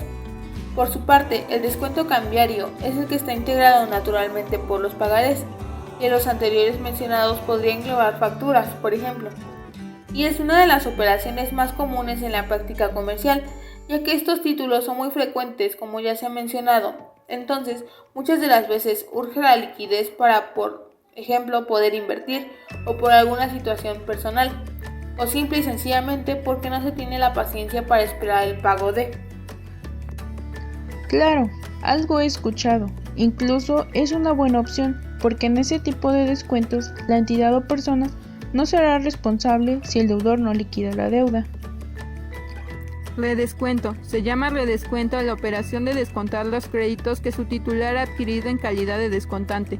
Esto quiere decir que si un descontante ya ha adquirido un título de crédito y por cualquier circunstancia, por ejemplo, que también ya necesite la liquidez, entonces tiene la misma opción que es transmitir este documento con otra persona. Bueno, este es en el caso de que no sea una institución financiera. Es así como el término cambia prácticamente, pero es la misma acción en donde el propósito o lo que se busca es obtener este dinero. Descuento de crédito en libros. Los créditos abiertos en los libros de comerciantes podrán ser objeto de descuento, aun cuando no estén amparados por títulos de crédito suscritos por el deudor. Esto solo es exclusivamente para las instituciones de crédito. Ya casi no se utiliza, pero en su momento fue muy útil para aquellos comerciantes que necesitaban liquidez. Esto, para ser posible, requiere una serie de condiciones para que se pueda efectuar el procedimiento donde se transmiten los derechos de cobro, es decir, las cuentas por cobrar o créditos pendientes que en el futuro se volverían efectivo, pues se transmitían para que la entidad en estos casos se dedicara a cobrarlos. Me parece que es una muy buena opción, pero debe de ser muy complicado para los bancos en este tipo de descuento tener que cobrar las cuentas. Para la empresa o los comerciantes era muy bueno, ya que obtenían más rápido dinero con el que podían seguir efectuando sus operaciones. Para concluir con este podcast se iniciará la presentación del último tema, comenzando por los depósitos mercantiles. Según marca el título 2516 del Código Civil, un depósito se puede ver también como un contrato en el cual el depositario se ve obligado hacia el depositante a recibir alguna cosa, y se convierte en un depósito mercantil cuando la cosa a recibir es objeto de comercio. La reputa de los actos de comercio, fracción 5, los contratos relativos y obligaciones del Estado u otros títulos de crédito corrientes en el comercio. ¿Me puedes ayudar, Rosa, con las obligaciones de ambas partes? Claro, el depositario está obligado a conservar la cosa, objeto del depósito, según la reciba, y a devolverla con los documentos si los tuviere cuando el depositario se la pida. En la conservación del depósito responderá el depositario de los menoscabos, daños y perjuicios que las cosas depositadas sufrieran por su malicia o negligencia. La obligación principal del depositario es, como ya se mencionó, conservar la cosa que el depositante le otorgó, ya que en el momento en el que el depositante efectúe el pago al depositario, este debe devolver la cosa que en un inicio el depositante le dejó. Algo interesante es que si dicha cosa sufre algún daño, este se verá obligado a pagar los daños de dicha cosa. Suponiendo que yo dejo en depósito un coche, porque el depositario me prestará una suma de dinero, él debe conservar el coche, y si por su irresponsabilidad mi coche sufriera algún daño mientras estuvo con él, el depositario me debe pagar los daños que él le provocó a mi coche. Por otro lado, el depositante está obligado a pagar al depositario la retribución convenida, es decir, la cantidad otorgada en el depósito. El depositante está obligado a indemnizar al depositario de todos los gastos que haya hecho en la conservación del depósito y de los perjuicios que por él haya sufrido. Así también se ve obligado a pagar todos los gastos que el depositario utilizó mientras se cubría dicha retribución. Por ejemplo, yo dejo en un depósito una casa por la cantidad de 1 millón de pesos a un plazo de 1 año. El depositario en ese año debe pagar todos los gastos que la casa contraiga, dígase la luz, el agua, el mantenimiento, etc. Entonces yo al momento de cubrir dicho depósito también debo de dar al depositante el total de los gastos que él efectuó en ese periodo. El depósito de una suma determinada de dinero en moneda nacional o en divisas o monedas extranjeras transfiere la propiedad al depositario y lo obliga a restituir la suma depositada en la misma especie, salvo lo dispuesto en el artículo siguiente. Continuaremos con los depósitos bancarios. Estos tienen dicho carácter ya que son recibidos por medio de instituciones de crédito. Estos se encuentran regulados por la Ley de Instituciones de Crédito. Estos a su vez tienen 3 divisiones. La primera son los depósitos bancarios de dinero, los cuales tienen por objeto precisamente el dinero, en cualquier denominación. Estos a su vez pueden ser regulares o irregulares. Los regulares son los que no se transfieren al depositario, sino el dinero se deposita en caja o algún otro lugar, y los irregulares son en los que el dinero sí es transferido al depositario y en el mismo se exige el reembolso del dinero en la misma especie o denominación. Otros depósitos bancarios son los depósitos de ahorro. Los depósitos de ahorro son depósitos bancarios de dinero con interés capitalizable. En ese tipo de depósitos, el dinero ingresado genera ciertos intereses, los cuales son sumados a la cantidad inicial del depósito. Por ejemplo, se depositan 2,000 pesos con una tasa de interés del 2% mensual.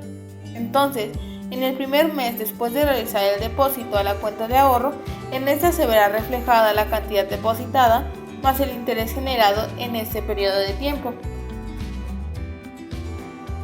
Y por último están los depósitos bancarios de títulos. El depósito bancario de título no transfiere la propiedad al depositario, a menos que por convenio escrito el depositante lo autorice a disponer de ellos, con la obligación de restituir otros tantos títulos de la misma especie. Este tipo de depósitos se presentan de forma regular. Es aquel que no transfiere ninguna propiedad al depositario. También se divide en 2 formas.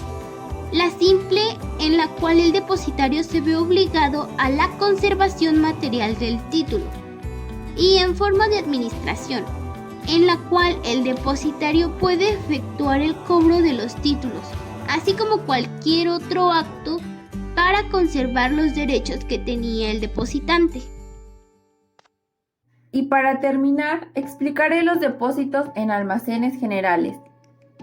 Los almacenes generales están obligados a restituir los mismos bienes o mercancías depositados en el estado en que los hayan recibido, respondiendo solo de su conservación aparente y de los daños que se deriven de su culpa. Este tipo de depósitos son muy importantes, ya que tienen como objetivo el almacenamiento de mercancías, así como su conservación de los mismos y a su vez la expedición de los certificados de depósito. Al igual, este tipo de almacenes pueden realizar otras actividades. Por ejemplo, yo tengo un almacén general y en él tengo como depósito ciertos artículos.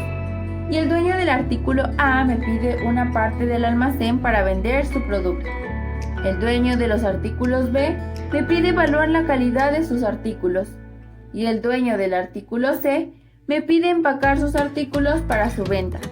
Como podemos notar, un almacén general no solo busca el resguardar las mercancías, sino también puede realizar más actividades para obtener ganancias extras. Todo lo que hemos comentado en esta edición del podcast es de mucha relevancia e involucra valores como lo son la responsabilidad, el respeto y la honestidad. Como profesionales de cualquier área, tenemos códigos de ética que debemos cumplir, sobre todo porque es con nosotros mismos con quien quedamos mal. Cuando se trata de este tipo de situaciones en las que hay dinero en manejo, suelen haber muchos más problemas y no solo nos perjudicamos a nosotros mismos, sino a otras personas y su patrimonio, inclusive su vida. Lo que se ha mencionado es lo que se estipula y lo correcto, lo que se debería hacer en todos los casos y se supone que todos deberíamos hacerlo. Sin embargo, el ser humano es muy inteligente y astuto. Siempre encuentra la forma de evadir o modificar las cosas para su bienestar propio. Con la finalidad de reducir esto, se crean leyes en las que se estipulan castigos a los que cometen estos actos. Comete el delito de fraude el que engañando a uno o aprovechándose del error en que éste se halla, se hace ilícitamente de alguna cosa o alcanza un lucro indebido. Tienes mucha razón y sobre todo porque en nuestro país suceden muchos casos de esto, comenzando por la corrupción del gobierno. Y bueno, hay dos tipos de fraude.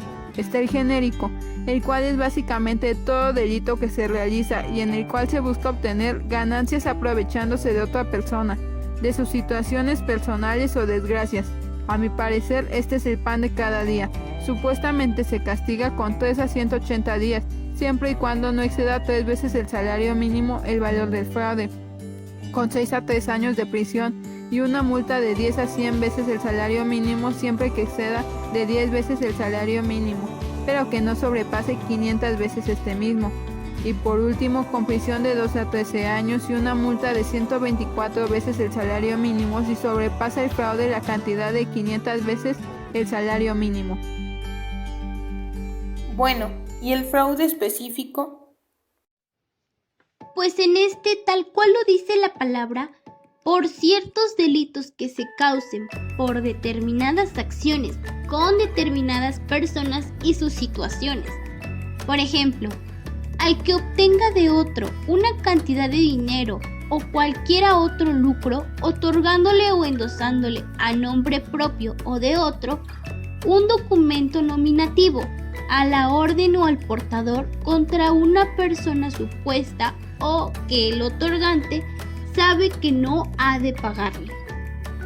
Al que compre una cosa mueble ofreciendo pagar su precio al contado y rehúse después de recibirla, hacer el pago o devolver la cosa, si el vendedor le exigiere lo primero dentro de 15 días de haber recibido la cosa del comprador. Al que valiéndose de la ignorancia o de las malas condiciones económicas de una persona, obtenga de estas ventajas usuarias por medio de contratos o convenios en los cuales se estipulen réditos o lucros superiores a los usuales en el mercado. Haber sido en serio por ese tipo de delitos me parece y me suenan que son bastante comunes y las personas que están en prisión no concuerdan con el número de delitos que suceden todos los días. Sin embargo, creo que se debe a que cada delito tiene una sanción diferente y no siempre se reconocen todos los delitos que las personas cometen. En efecto, tienes mucha razón. Está en el Código Penal donde se establece esto y los castigos. Sin embargo, nuestro sistema tiene muchas fallas, por lo que lamentablemente y desafortunadamente, todas estas acciones para castigar no se pueden realizar, ya que son muy difíciles y poco costeables. Y si agregamos que muchos tienen carencia de conocimiento sobre estos asuntos, así como poco interés en querer luchar para castigar a los defraudadores, pues ya te imaginarás. Por supuesto, tienes mucha razón. Además de que muchos de esos delitos son cometidos por personas que están en el poder y que pues se supone son las encargadas de llevar esos procesos de castigo a quienes cometen esos delitos. Y pues básicamente son ellos los primeros en cometerlos, entonces es imposible romper con una cadena tan grande de corrupción, ya que desafortunadamente son cometidos día a día y nadie hace nada al respecto. De hecho, en el congreso que tuvimos el año pasado, uno de los ponentes hablaba sobre los fraudes y mencionaba que en México se llegan a dar infinidad de ellos y representan una gran pérdida económica, pero de cierta manera lo que falla era el sistema, pues permitía que quienes cometieran fraudes pudieran evitar el llegar hasta la cárcel, representando menos del 10% de las personas que realmente sí pagaban por sus delitos, aunque bien sabemos que todo se puede hacer y evitar en México si es que se tiene la suficiente inteligencia y poder. Antes de irnos, me gustaría hacerles unas recomendaciones de películas para este fin de semana. La película de Atrápame si puedes y La lavandería.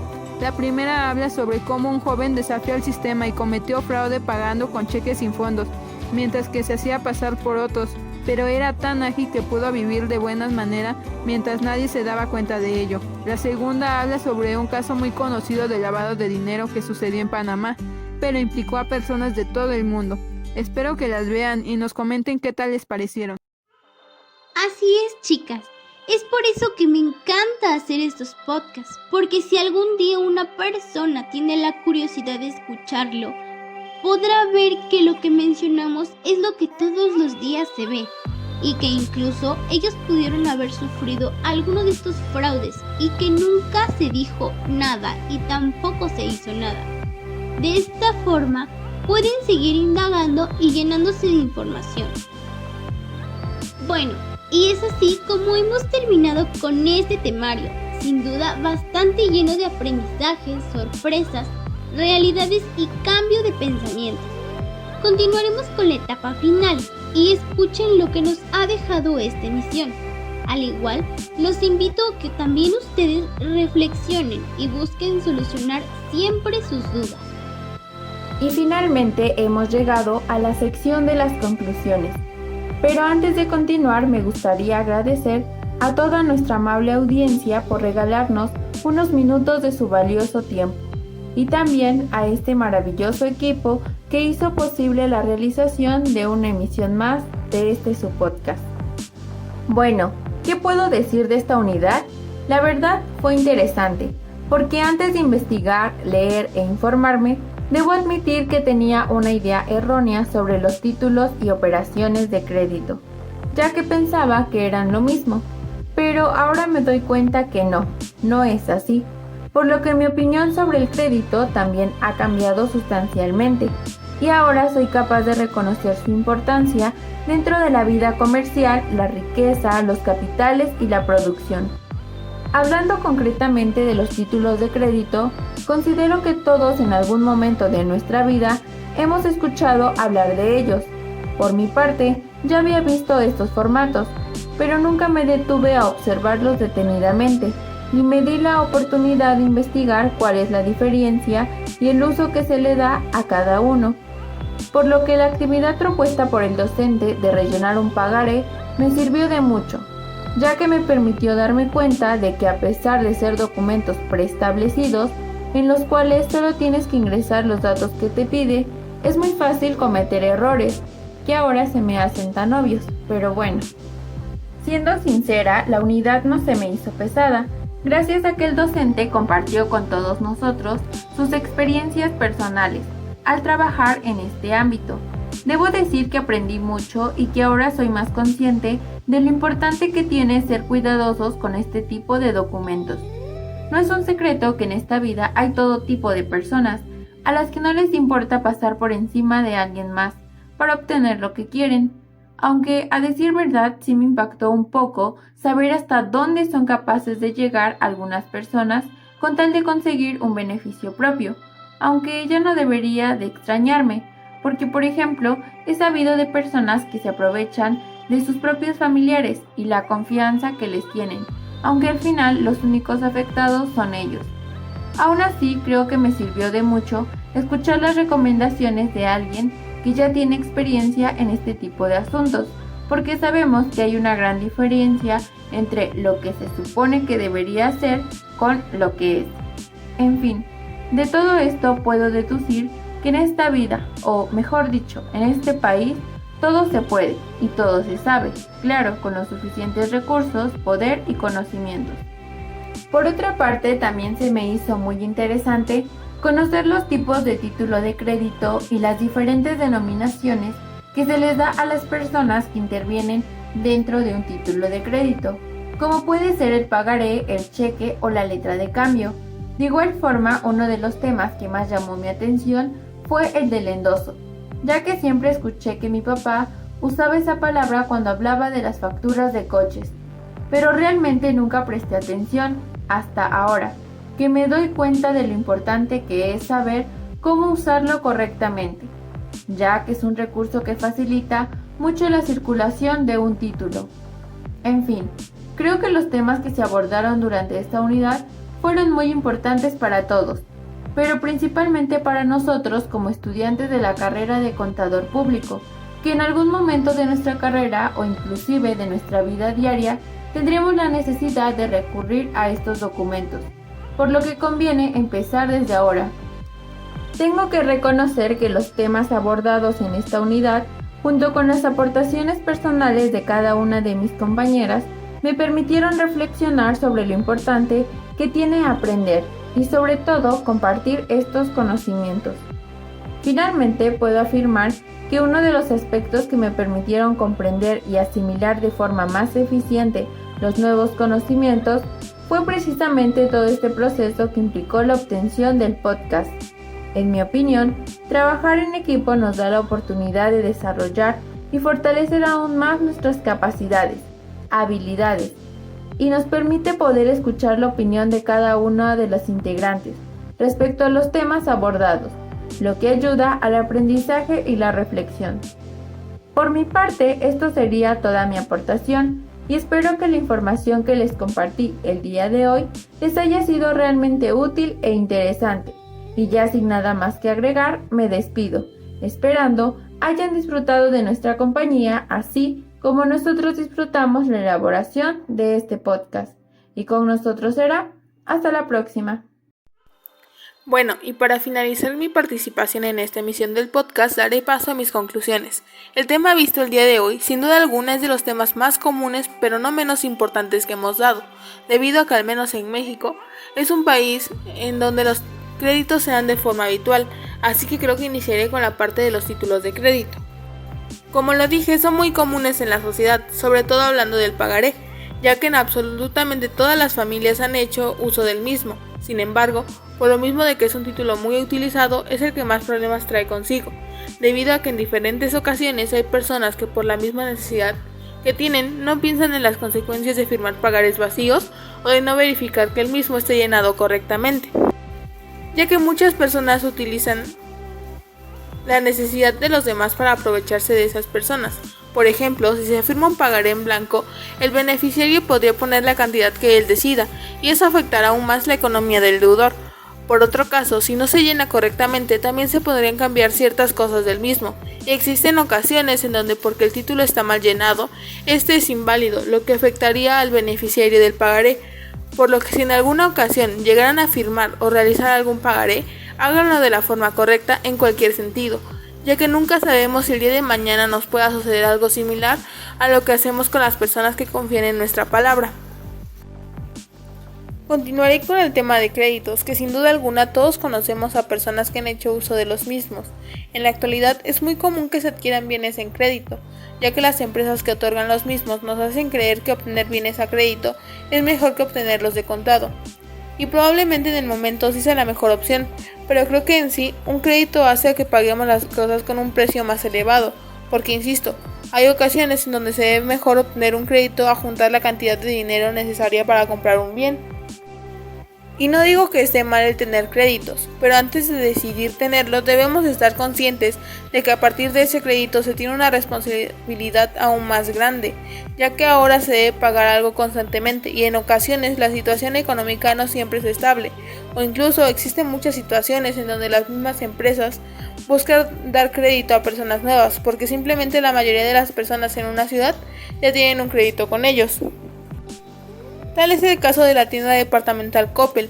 Como es bien sabido, esta institución otorga créditos a las personas a partir de los 17 años, aún sabiendo que estas personas no son capaces de hacerse responsables de dicho crédito, porque muchas personas de esta edad aún son sustentados por sus padres o se encuentran en situaciones económicas no estables, lo que ocasiona que los jóvenes desde antes de su mayoría de edad ya son partícipes del buró de crédito, lo cual afectará su historial en un futuro, pero la misma empresa te hace creer que lo mejor es tener un crédito a esa edad. Y retomando el tema inicial y relacionándolo con el tema de créditos, nos lleva a los avales, que fue un apartado que se dio en este podcast, el cual creo que, como se dijo en el mismo, no se debe tomar muy a la ligera el ser aval o no, porque en ocasiones, por culpa de una mala decisión, también puede afectar tu historial crediticio. Tal es mi caso. Cuando tenía 17 años, una persona que representa a la empresa Electra me vino a buscar a mi domicilio diciéndome que debía pagar un crédito de alguien a quien yo no conocía. Me mostraron el documento en donde estaban mis datos y en donde supuestamente estaba mi firma. En el momento en el que yo les dije que no conocía a la persona y que por obvias razones la firma no era mía porque era menor de edad, me dijeron que eso iba a traer consecuencias en mi historial. Le comenté a mi mamá esa situación y asistimos a la empresa, en donde nos dijeron que no iba a suceder nada, ya que era menor de edad. Tiempo después me enteré que una de mis tías había dado mis datos para que una de sus amigas pudiera sacar un crédito, lo cual me molestó demasiado. Lo que me lleva a comentar que no es necesaria tu autorización para hacer un aval. Con el simple hecho de que pongan tu nombre y alguien se haga pasar por ti es más que suficiente para que puedas hacer aval. Y en más de una ocasión los mismos trabajadores de las empresas o instituciones de crédito ayudan a las personas para que todos los datos sean aceptados y verificados. Y por último, lo único que quiero anexar a mis conclusiones es que debemos estar más al pendiente de lo que hacemos al pedir al firmar algún título de crédito o al depositar confianza en personas para hacer avales, porque sí, todos en algún momento tenemos o hemos tenido la necesidad de los mismos, pero hay que estar muy atentos de lo que hacemos. No siempre las cosas son 100% como nos las dicen. En más de una ocasión se ha sabido que a veces por impulso de hacer o necesitar las cosas se llegan a cometer errores irremediables en nuestra vida. Sin más que agregar, yo me despido y agradezco tu tiempo. Nos vemos en una nueva emisión. Hasta pronto. Hemos llegado al final de esta misión y me quedo muy contenta, pues compartimos bastante información, misma de la que creo yo es necesaria que todas las personas sepan y tomen muy en cuenta al hacer uso de los títulos y operaciones de crédito, pues la sociedad actualmente es lo que más utiliza y lo que más pone en práctica para hacer uso del comercio o cualquier otra transacción de esa misma índole. Pues pensar cómo puede llegar a tener tanta validez un pedazo de papel, pero que gracias a la creación de las leyes y sus efectos en la sociedad son los individuos quienes les dan el valor al utilizarlos como una promesa de pago. Tal es el caso del pagaré, documento tan común para la vida cotidiana, del que requerimos para pedir una cierta cantidad de dinero, aunque muchas veces esto llega a tener riesgos porque no todas las personas tienen la mentalidad de ser responsables con el pacto acordado y establecido como una condición a cambio del dinero que se les otorgó y de las consecuencias y efectos que llegan a tener en caso de su incumplimiento. Todos estos aspectos que mis compañeras mencionaron y algunos de los que no sabía me servirán a mí para asesorar a mis familiares, pues en algunas ocasiones ya me habían preguntado y pues no sabía qué decirles, porque no tenía conocimiento necesario sobre el tema. Pero ahora, con las ideas e información que hemos compartido, me doy cuenta de lo importante que son y del impacto que tienen. Sin embargo, también saber acerca de cómo es que se transmiten los documentos de persona en persona y que debemos ser muy cuidadosos con el llenado de los formatos para evitar que se tengan que invalidar, y pues en ocasiones son cosas que ni tomamos en cuenta, o al menos no todas las personas lo hacen. porque no tienen la información suficiente, y yo me he percatado de errores muy comunes que hacen a la hora de rellenarlo, y solo lo hacen a la y se va, sin pensar en los problemas que se podrían generar a futuro. Ojalá que esta información les sea muy útil y la pongan en práctica. Para el podcast de esta nueva unidad me pareció muy interesante la información vista debido a que había escuchado de los títulos de crédito, principalmente de los cheques y los pagarés. Tenía una vaga noción de cómo funcionaban a grandes rasgos, mas no sabía como tal sus características, quienes intervienen y sus usos en distintas situaciones.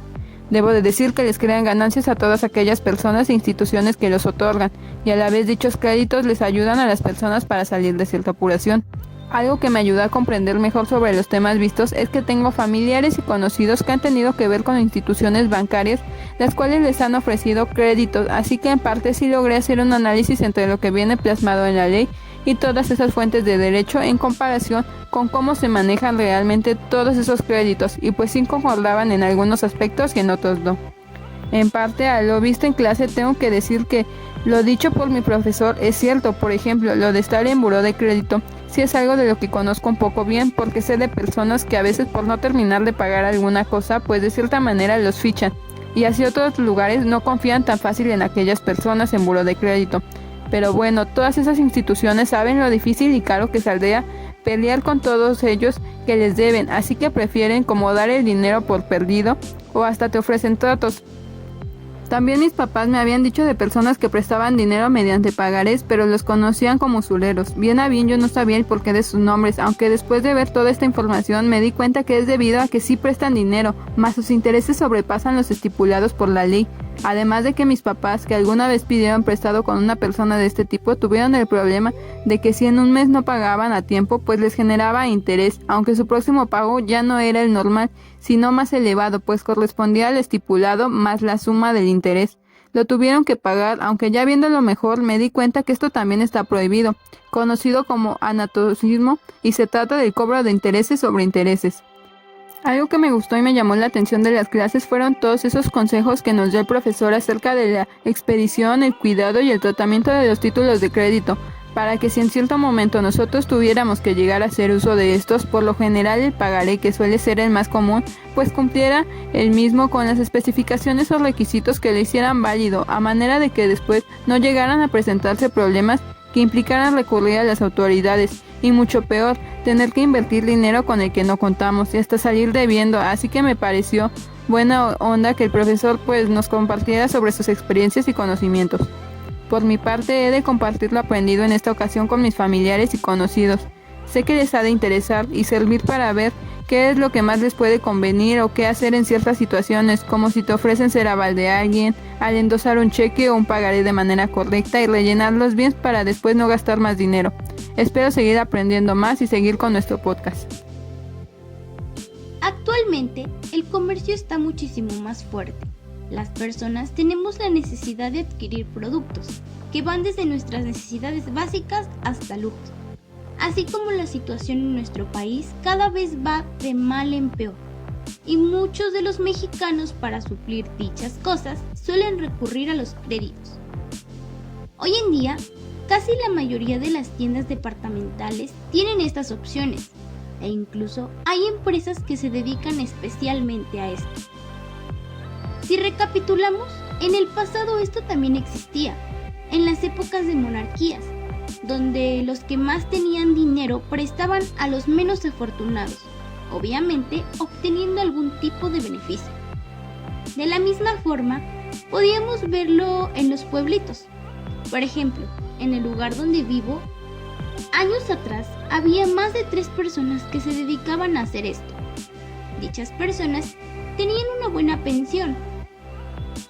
Entonces, de esta otorgaban préstamos, o sea, créditos, a personas y tenían más de un mes para devolver dicha cantidad. En el caso de sobrepasarse un día, cobraban 50 pesos más por día de retraso. El crédito es esto, y hablando en el área mercantil, suele darse en los actos de comercio que diariamente de igual forma se ven. Se crearon con la finalidad de dar una mayor formalidad y marcar la relación entre el acreedor y el deudor. Con el surgimiento de esto, podemos ver cómo se le ayuda a las personas que tienen una necesidad o desean iniciar un proyecto, una empresa, etc. Obtienen un beneficio futuro y ambas partes ganarán. Claro que este aprovechamiento dependerá de si la persona sabe emprender y hacer que funcione. Un ejemplo desafortunado es que tengo una tía que siempre solicitaba créditos. Esto con la finalidad de terminar de construir su casa. El problema es que no sabía administrarse y al final no hacía nada y terminaba ahogándose en sus deudas. Y conozco a otras personas que han solicitado estos mismos y han sabido manejarse de tal forma que ahora les va muy bien. Estos títulos pueden considerarse bajo 3 aspectos. Primeramente, como actos de comercio. Esto es muy claro, porque forman parte de las actividades que están plasmadas como tal. Seguidamente, como cosas mercantiles, ya que son evidencia de que ha existido una relación de comercio. Y finalmente, como documentos. Sus principales características son la incorporación, o sea, debemos tenerlos físicamente para comprobar que tengamos el derecho de este mismo. Es de las más importantes porque de lo contrario sería algo incoherente. Legitimación, la cual nos compromete a cumplir con dicha obligación. Literalidad en los términos que se establezca, se debe cumplir la fecha, la cantidad, el lugar. Y por último, la autonomía. Cada título es único. Sin dudar alguna, la Ley General de Títulos y Operaciones de Créditos nos ofrece conceptos bien definidos respecto a los títulos de crédito. Sin embargo, apostaría que el 85% de las personas que está en relación con estas operaciones llega a padecer de alguna complicación.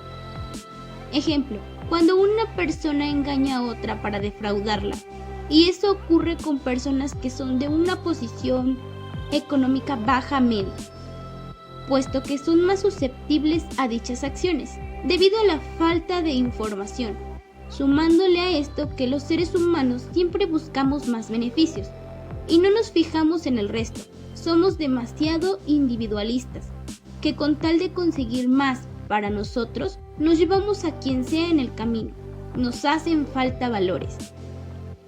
Sinceramente, conocía de estos títulos y sabía que existían formas correctas de llenarlos, de acuerdo a sus características. También estaba consciente de que se pueden realizar tranzas y evitar el pago de estos documentos. Lo que jamás imaginé es que fuera tan complicado llegar a cobrar estos títulos. Considero que la mayoría de personas no sabe qué es lo que se debe hacer para evitar circunstancias de abuso. Por ejemplo, al colocar líneas horizontales en los pagarés para que no se modifiquen. En el lugar donde vivo, de igual manera, hay un ingenio azucarero. Y por ciertas circunstancias me ha tocado ver que se dan pagarés. Y por lo regular, no están llenos como aquí lo hemos explicado. Es más, le dan una mínima importancia. Simplemente lo toman a la ligera. Y supongo porque no son cantidades tan grandes. Sin embargo, creo que hay un problema allí. Las personas no saben que si fuese una cantidad mayor, tendrían que tomar sus precauciones para no caer en estos juegos sucios. Esto es porque jamás nos hablan con la realidad y están acostumbrados a que siempre ganan los que tienen más poder. Recuerdo que cuando estaba más pequeña, le solía decir a mi familia cómo se debían hacer las cosas cuando iba aprendiéndolas en la escuela. Y ellos solo se reían, quizá porque tienen esta mentalidad de que nada es posible.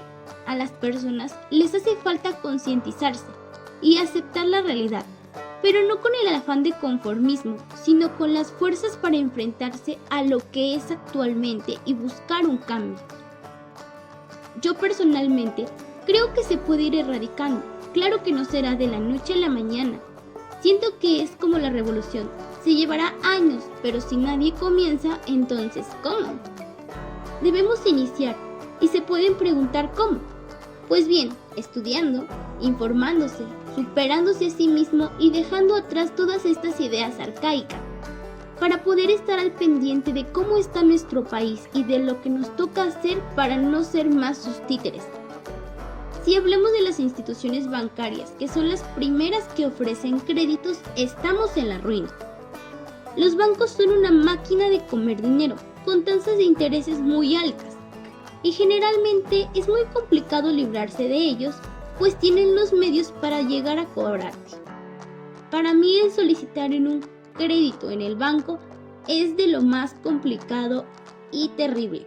Pero bien, hay otras entidades que han implantado estas ofertas, pues han visto que es de mucha conveniencia. Sin embargo, entra aquí como también los ciudadanos hemos aprendido de estos juegos. Pues bien, al nosotros no pagar un préstamo en una institución como Coppel, raramente nos llevarán a un juicio. Es casi imposible, y lo digo con certeza porque conozco a una persona que solicitaba préstamos en esta empresa. Sin embargo, no pagaba, y le pregunté qué proseguía con él y dicha entidad. Simplemente nada, respondió. Lo mucho que se hace es no volverse a otorgar un crédito a tal persona. Impresionante cómo no solo las empresas que otorgan los préstamos tienen sus mañas. Cuando aceptas ser un aval de una persona, básicamente te condenas. Es un requisito, sí. Debe expresarse correctamente sus datos, porque si no se rellenan bien, podrían usarlo como pretexto. En mi familia me han dicho que no debo de aceptar eso jamás. Y me alegra que lo sepan, porque quiere decir que están conscientes de las consecuencias que trae asumir pagar un crédito que ni siquiera vas a disfrutar. Sin embargo, esto lo veo como una buena medida para asegurarse que las personas sean responsables de sus acciones. Solo es cosa de saber a quién le otorgamos esta confianza. Tristemente, muchas familias y amistades se destruyen por este tipo de favores. Respecto al endoso de una relación en la que el poseedor del título transmitirá esta deuda a otra persona, la cual será el nuevo acreedor, de este generalmente es una forma de obtener liquidez. De igual forma, sin embargo, nuevamente debemos ser cuidadosos, porque si algún dato es incorrecto, podría prestarse como una excusa para no pagar. Existen 3 tipos: en propiedad, en procuración. Básicamente, otorgamos generalmente a los abogados este tipo de endoso para que realice lo necesario y pueda cobrar dicho título. Y en garantía o prenda, cuando debemos a otra persona y no tenemos el suficiente dinero en efectivo, pues endosamos nuestra deuda como método de pago. En el descuento de documentos podemos ver claramente cómo es una buena opción. Y es aquí donde entra un poco la contaduría. En las empresas, esta suele ser una muy buena opción para obtener liquidez. Lo relaciono bastante con el factoraje financiero, que viene siendo básicamente lo mismo. Pero en este caso, las empresas venden sus facturas a una institución financiera, que al igual cobrará una comisión. Esto es una buena opción, repito, y hay diversas maneras de efectuarlo, como por ejemplo cuando el banco no se hace responsable de si el cliente liquida o no, y viceversa. Sin duda, el mundo de los títulos de crédito es muy complicado, en el sentido de que hay muchas trampas e impedimentos para que se realicen adecuadamente las cosas. Pero todo esto deja en mí un sentido de más responsabilidad de compartir lo que sé. Aprecio mucho que nuestro mentor nos hable con la realidad, pues muchas personas y profesionales suelen hablar siempre de las leyes y sus estipulaciones. Y también lo agradezco, porque es lo idóneo. Sin embargo, saber la realidad en la que vivimos me hace pensar más y mentalizarme más para cuando me introduzca por completo a la economía. Y de igual forma, sepa qué hacer.